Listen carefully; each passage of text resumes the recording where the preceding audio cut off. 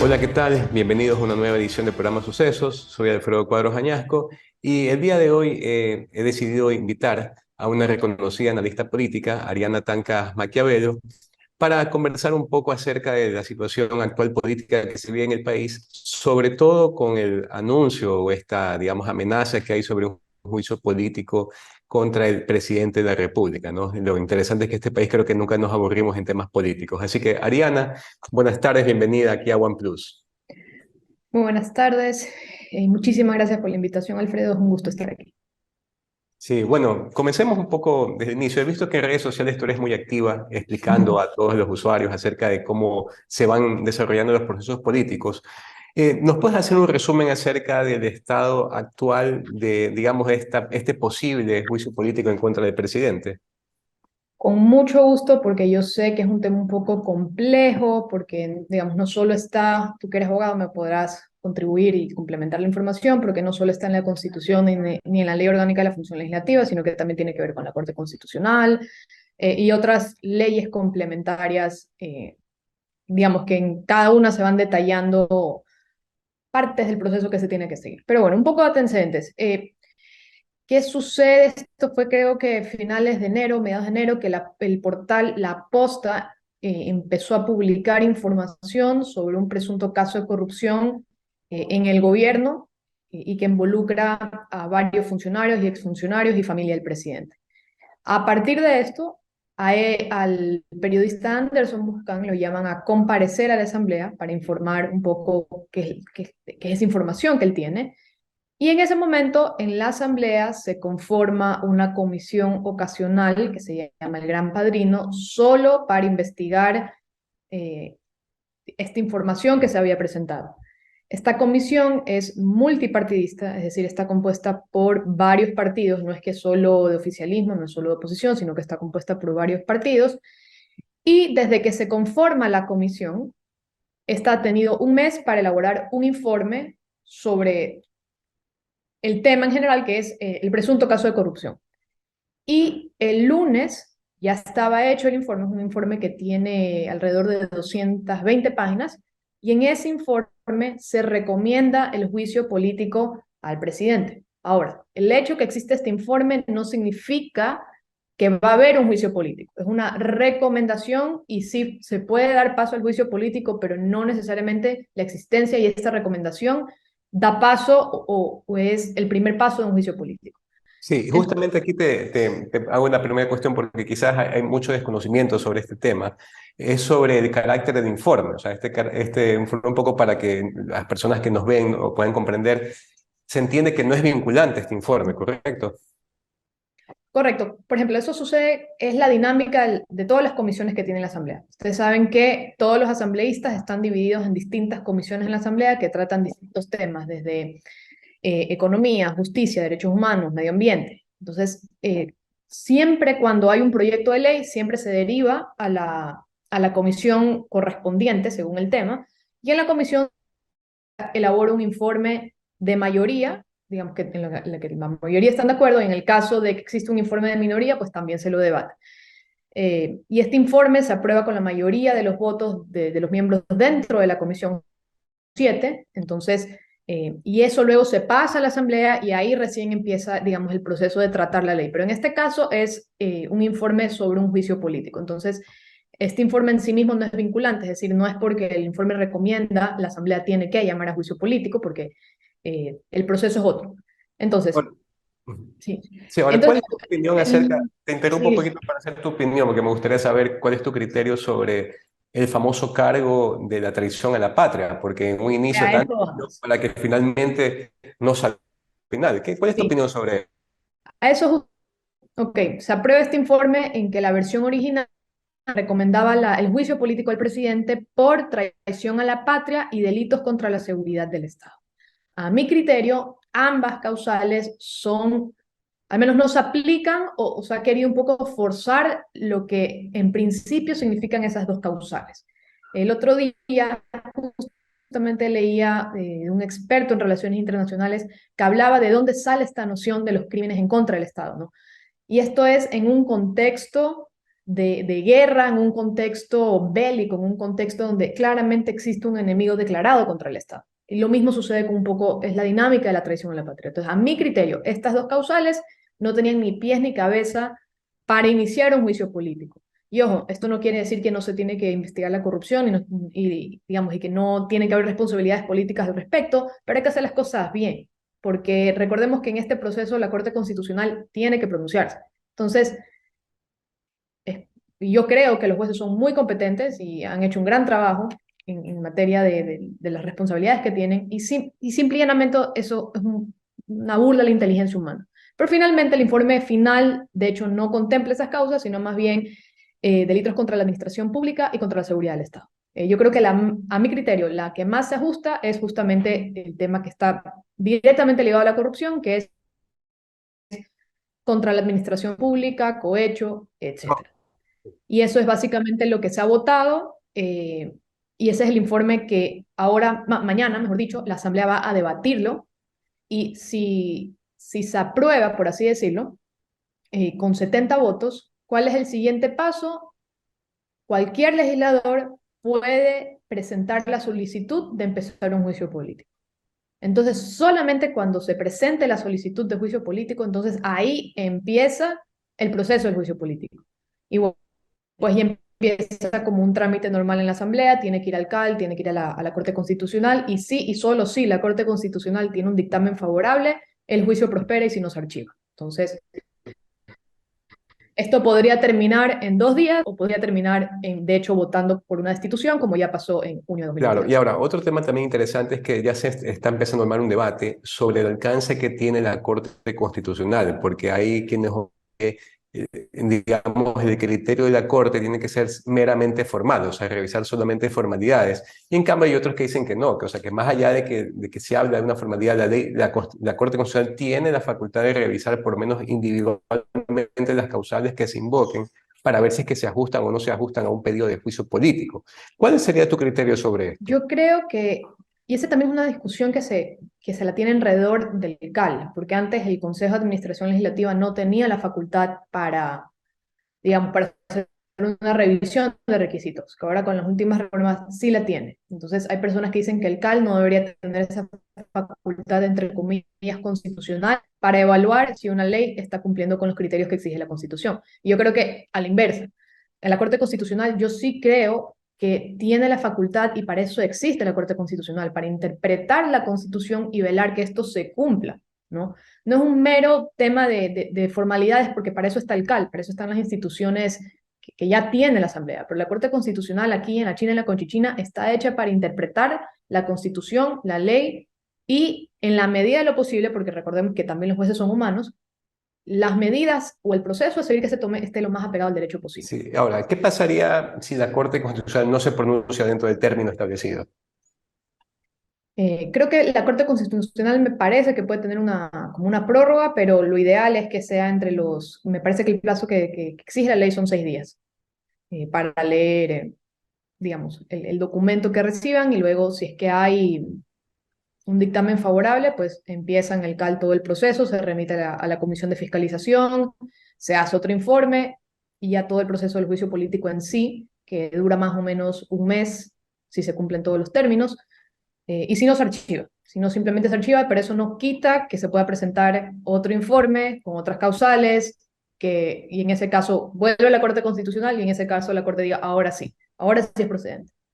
Ya, perfecto, muchas gracias. Y ahora, y volviendo un poco al tema, dándole un ingrediente más a esta cuestión, hemos visto declaraciones de una de las miembros de la comisión, una asambleísta, ya no recuerdo el nombre, pero que hablaba de que si la Corte Constitucional de una u otra forma no califica, pueden buscar otro tipo de causales. Empezaron a hablar de la incapacidad mental, empezaron a hablar, si no por último, de las calles. ¿Cuál es tu visión sobre este tipo de opiniones? ¿Crees que le hacen bien a la estabilidad que buscamos en general las personas que de una u otra forma queremos seguir trabajando aquí?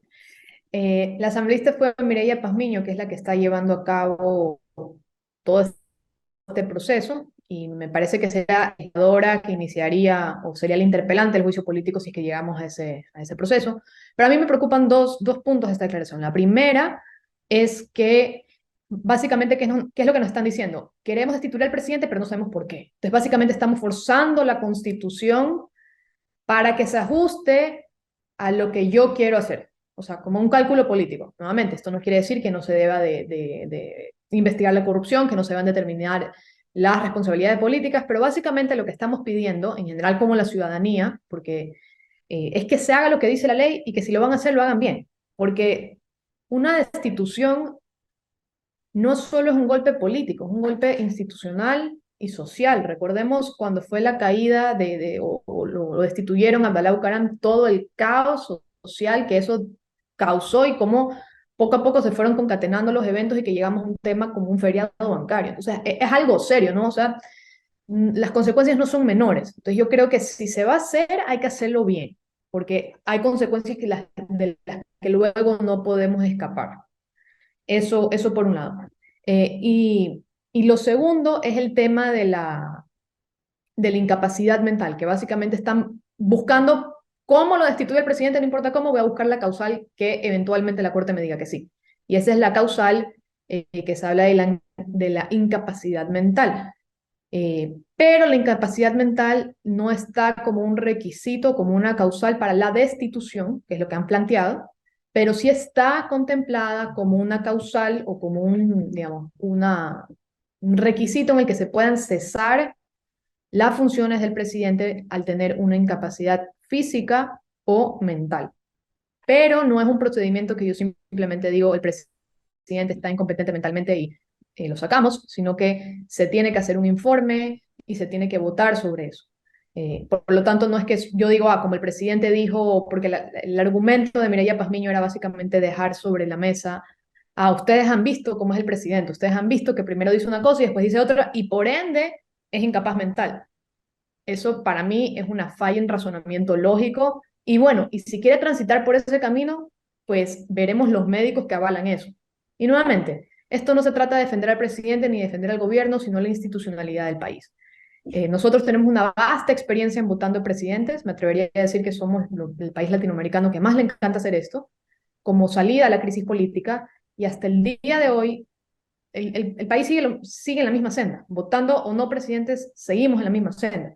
Y para concluir este tema, el juicio político sí es una herramienta constitucional e institucional eh, para terminar el mandato de forma anticipada por X causales. Y de hecho los juicios políticos se empiezan a incluir en las constituciones latinoamericanas porque antes era muy común que ante una crisis política existe un golpe de Estado. O sea, era un quiebre total del orden democrático. Entonces empiezan a incluir este tipo de medidas para flexibilizar un poco a las democracias que son presidencialistas, contrapuestas con el parlamentarismo, que en crisis institucionales es mucho más flexible poderles resolver. Simplemente el Parlamento dice, tú ya no cuentas con nuestra confianza, sal y entra otro. Y eso es lo que las democracias presidencialistas no tienen. Pero eso no quiere decir que pueda ser utilizado por fines políticos. A mi criterio, tiene que ser utilizado con fines de estabilidad democrática, no con fines políticos.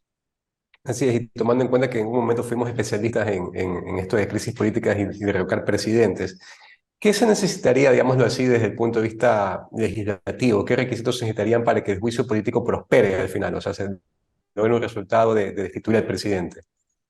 Mira, cuando hablamos de juicio político, para mí hay dos factores que hay que tener en cuenta. Primero, los institucionales, que es cumplir con todos los requisitos que te pide la ley, las causales, las formalidades, etcétera. Y según también los caminos que elijan los legisladores para determinar esa responsabilidad política, porque puedes destituir, lo que se llama la muerte cruzada, ¿no? Que lo puede hacer tanto el presidente como la asamblea, puede ser el juicio político o puede ser posibilidad lejana de la incapacidad mental, porque ya vemos que no es tan fácil como asegurar, digamos, es incapaz mental, entonces hay que sacarlo, no es tan fácil. Entonces, además de cumplir eso, también tiene el contexto político. Y el contexto político es que existan votos y que en el caso de que, digamos, el fin sea apto, esto se logra en tanto y en cuanto el presidente no tenga un escudo legislativo que lo proteja. Que el presidente tenga los votos para quedarse.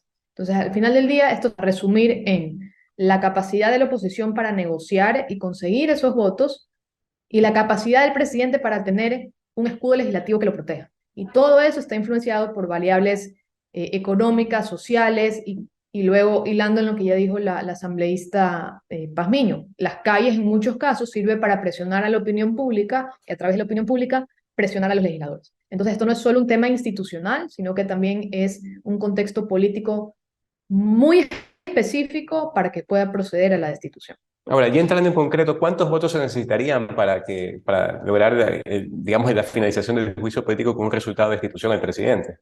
Son 92 votos que se necesitan. Tal cual lo vimos en junio de 2022, que no se lograron, si no me equivoco,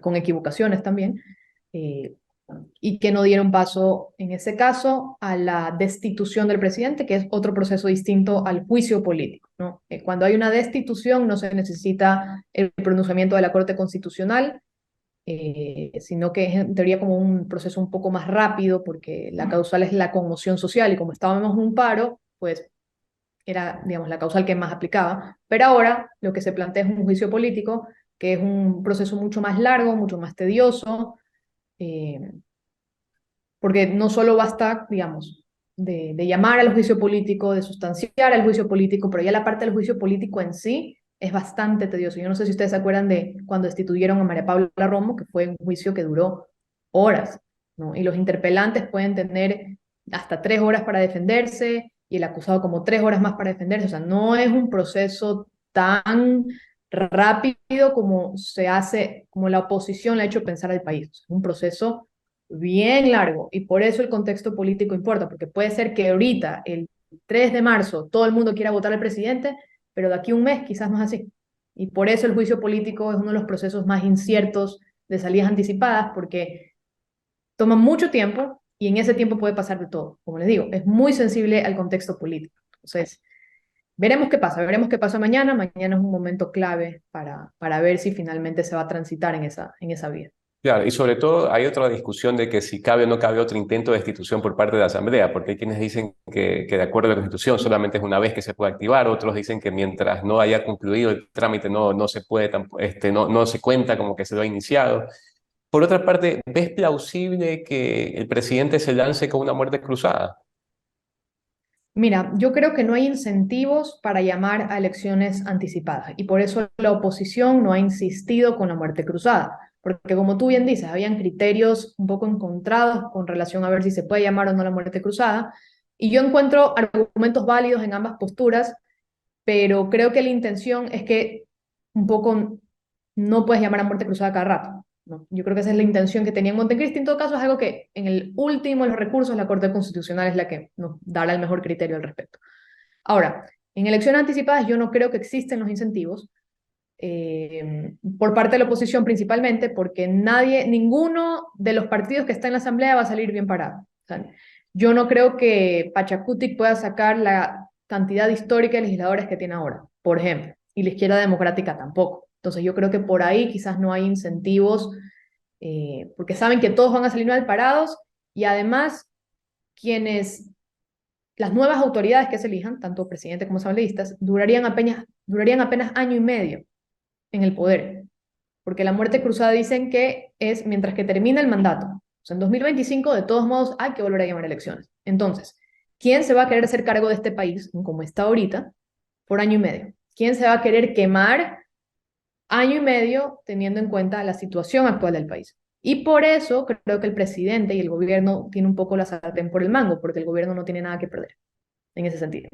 Entonces, le da un poco un espacio de 6 meses más o menos para gobernar a decreto, obviamente previo control de la Corte Constitucional, y que puede hacer lo que quiere, casi que con plenos poderes, durante 6 meses, y todos esos decretos ley que se expidan, la próxima asamblea, la primera tarea que tiene es, entre comillas, revertirlos. Entonces, encima acá a la siguiente asamblea y al siguiente presidente. Entonces, en ese sentido, el gobierno sí tiene la sartén por el mango. Yo personalmente no soy fan de este tipo de salidas. Yo creo que los presidentes tienen que terminar su modo. Lo he dicho con Guillermo Lazo, así como lo he dicho con Castillo en Perú, así como lo he dicho con Corea. Porque más inestabilidad es más inestabilidad para el país y más bien deberíamos apuntar, yo creo que al país le falta una discusión enorme sobre cuál es el país que queremos a nivel institucional.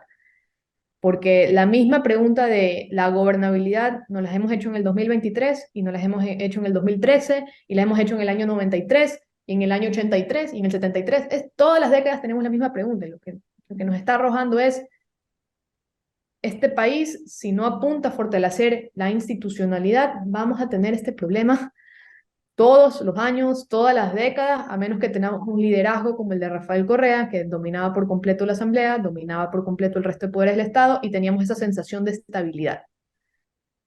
Entonces, yo creo que ese es el problema. Yo creo que estamos en un momento de que si no ponemos todo el esfuerzo a fortalecer la institucionalidad, vamos a continuar en la misma senda de que vivimos de mandato en mandato. O sea, los planes que tenemos es, y por ser generosos, es de 6 meses en 6 meses. En Ecuador tú no puedes planificar para años, no puedes planificar ni siquiera bianual, sino es a lo mucho 6 meses, una semana, 2 semanas, porque todo es muy cambiante. Y eso le hace daño al país porque no tenemos políticas de Estado. Cada vez que llega un nuevo presidente es borrón y cuenta nueva.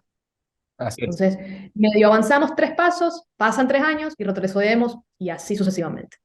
Sí, y ahora, un poco para ir cerrando ya esta entrevista, tu olfato político, ¿qué te apunta hacia algún lugar? ¿Cómo va a terminar esto? ¿Crees que no va a terminar en nada de juicio político? Las protestas que se anuncian un poco para estos días a futuro, por el Día de la Mujer, que se ha sumado un grupo, una facción del sector indígena. ¿Qué crees que puede estar sucediendo al final?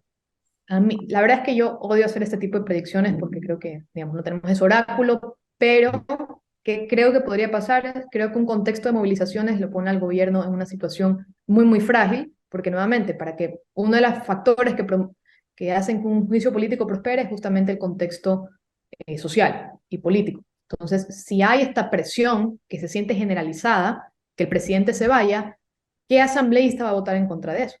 Entonces le genera esa presión a la asamblea. Entonces yo creo que va por ahí el tema, porque creo que saben que el informe es un mamotreto, que no han logrado probar lo que ellos dicen. Eso no quiere decir de que no existan más pruebas ni de que no se pueda hacer bien, pero lo han hecho mal en este caso. Entonces yo creo que eso lo saben y por eso están intentando presionar para generar el contexto político y social que lleve a caminar en un juicio político.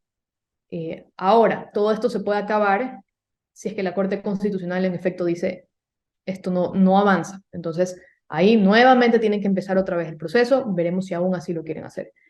Nuevamente, no veo dentro de las opciones las elecciones anticipadas, a menos que el gobierno se encuentre completamente acorralado, y esto es que exista una situación muy similar al último paro que tuvimos, pero multiplicado por 1000, porque mire que incluso en esa situación no procedió la destitución. Entonces yo creo que ese es un escenario muy alejado, pero igual vale la pena tenerlo en mente. Pero creo que el juicio político tal y como está en este momento, creo que no tendría los votos en la Asamblea porque está mal hecho. Eso no quiere decir que luego si lo hacen bien pueda prosperar, pero yo creo que más bien se va a intentar presionar a través de la opinión pública y un poco esta sensación generalizada, o sea, implantar la narrativa en la opinión pública de que el presidente se tiene que ir sí o sí. Yo creo que va a ir por ahí la presión, eh, y también creo que la Corte Constitucional no va a dar paso a eso, pero veremos qué pasa. Y todo esto también se resume en la capacidad del nuevo ministro de Gobierno, que creo que tiene una responsabilidad enorme de evitar que esto pase. O sea, va a tener que hacer una operación política casi que nunca antes hecha, casi que tipo James Bond, y creo que no puede hacerlo solo. Yo creo que aquí todo el gabinete tiene que estar con las manos protegiendo al presidente y el escudo que él necesita, porque eh, si no, lo hacen bien y procede el juicio político. Entonces, hay que estar, como te digo, 5 segundos, así que más bien hay que estar viendo qué pasa día a día y cómo van avanzando las cosas. Bueno, Ariana, quiero agradecer muchísimo tu tiempo, tus opiniones, han sido muy valiosas como siempre. Esperemos que las cosas se resuelvan por el bien de todo el país. Así que una vez más te agradezco y te dejo para que puedas despedirte de la audiencia de OnePlus. Muchísimas gracias, Alfredo, por la invitación y a OnePlus por tener estos espacios para conversar sobre estos temas que nos importan, porque lo más importante en todos estos procesos es que la ciudadanía tenga información que le pueda ayudar a fortalecer su criterio. Y ojo, no lo que están escuchando aquí no es la verdad. Mi consejo es vayan, escuchen otras opiniones, infórmense, tomen su criterio y aporten al debate público, porque la política es demasiado importante como para dejarle esta decisión solo a los políticos. Hay que involucrarnos y hay que decir lo que pensamos e intentar también influir en las decisiones políticas con nuestro criterio. Sí, muchas gracias, Ariana, una vez más, así que continuamos con la programación.